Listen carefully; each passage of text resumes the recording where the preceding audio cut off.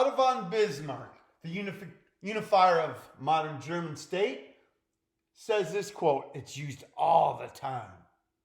There's a special province that looks after drunkards, fools, and the United States of America.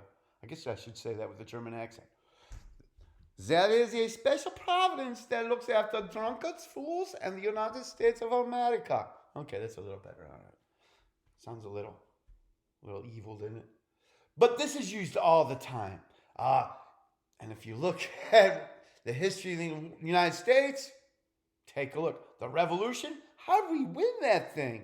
The luck that we've run into in Mexican-American War, Spanish-American War, goes on and on and on.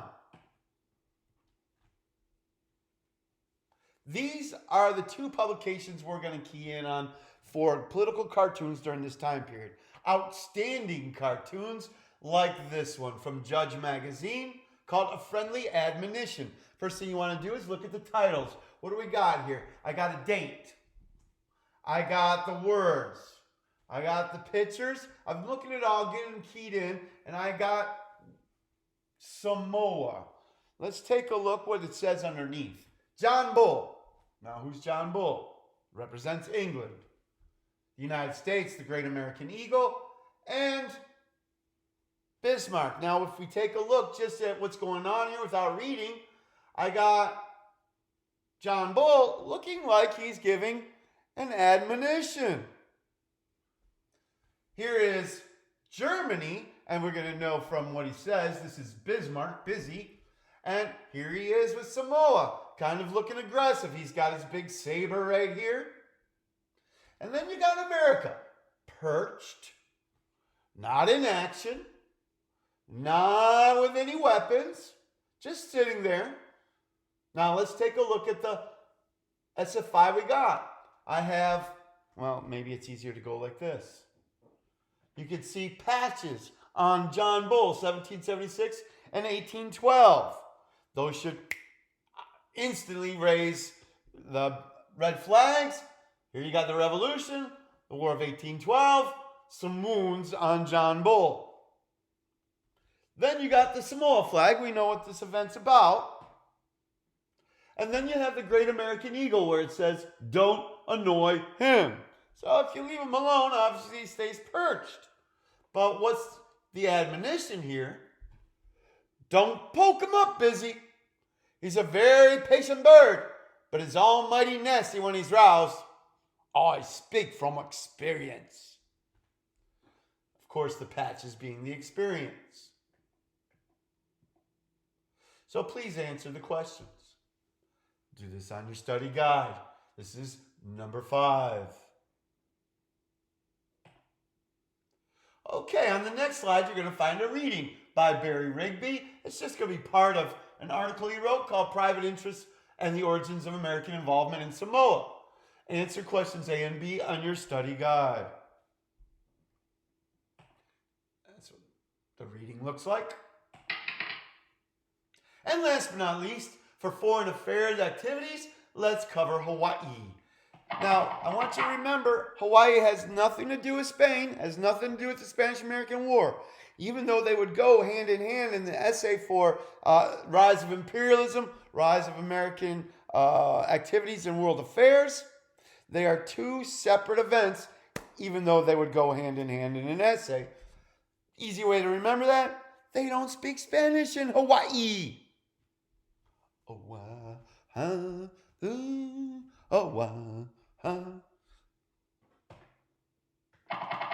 Queen Lukalani, big boned woman. And you can see why Sanford Dole might be interested in Hawaii. Now remember, annexed means to take, like the annexation of Texas. So Hawaii, by 1820, we had U.S. missionaries trying to convert Hawaiians to Christianity.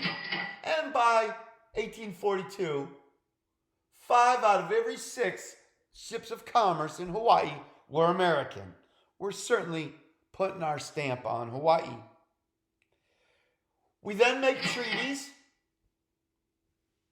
for duty-free sugar, again establishing commercial relationship. And in 1884, we renew efforts for duty-free sugar and actually do get it formally approved in 87. The McKinley Tariff removed it from the duty-free list, and in 1890, Americans owned 2/3 of all the real estate in Hawaii. I love this quote. Take a listen to this quote. It says, "It was said that American missionaries came to Hawaii to do good and did well."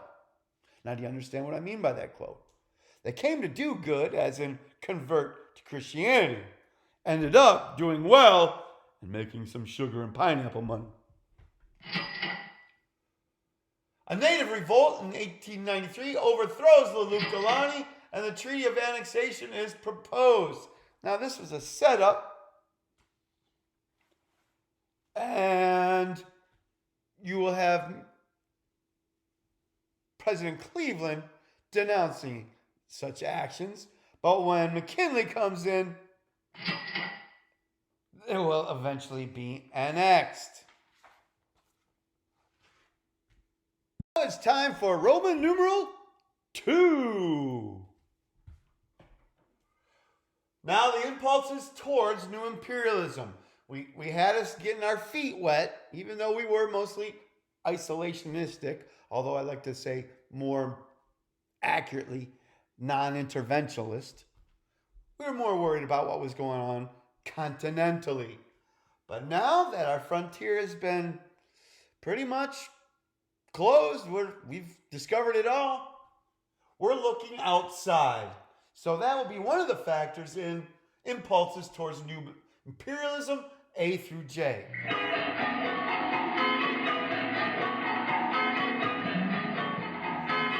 So, what were it? First, number one, the passing of the frontier. Wow. Developing American psychology of diminishing resources. There was always more until the frontier was gone. That's the first reason. So what we're doing is writing a short essay here on causes for the United States becoming imperialistic. Number one, the passing of the frontier. You got Josiah Strong, founder of the social gospel movement, says Christianity is the duty to cure ills of industrialization, urbanization, immigration. You might get a part of his book, Its Possible Future and Its Present Crisis, from 1885. Might get a little clip for a DBQ. It was the Anglo-Saxon duty to civilize and Christianize other races. Man, how are we good guys? We're going to take over your country so we can civilize it. Another cartoon here. Love it. Here you got Hawaii, obviously. United States, Uncle Sam. Here with this sombrero, who might that be?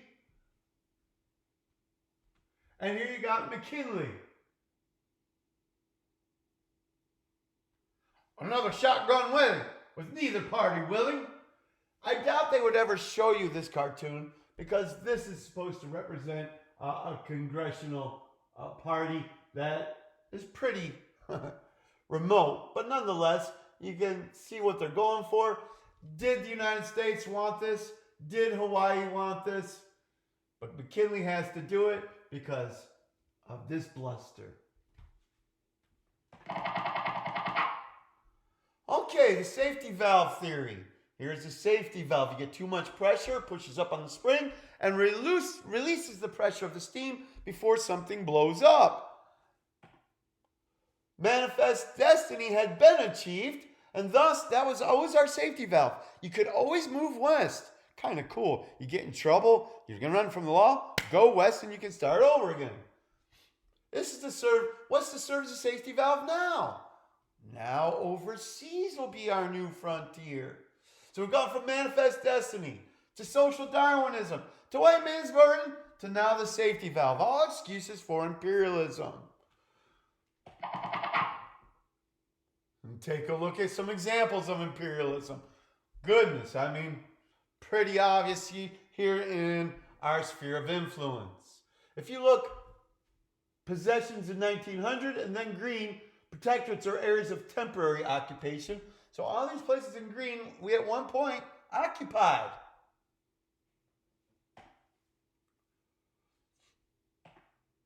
All right, causes of imperialism, take a look at them. Places of imperialism on the map. And of course, we aren't the only country doing it. Look at Africa, the ultimate expression of imperialism. One of the only countries never to be colonized in Africa was Liberia. Remember, President Monroe will establish Liberia under the American Colonization Society, trying to do good by repatriating freedmen back to Liberia, back to Africa, although it was not a success since most felt themselves they were Americans. They weren't Africans. They didn't want to leave. Also, there were nefarious reasons they did this. The number one financer of that colonization movement was the biggest slave owner in America. If you want to stop slave revolts, you get rid of the leaders, the freemen. So you had President Monroe wanting good reasons. You had bad reasons. Was it I don't know. Was it good, bad? Good essay. So now, in 1898, you got this political cartoon showing an American eagle going across the Atlantic and the Pacific in its quest for imperialism. I guess more across the Caribbean would be more accurate.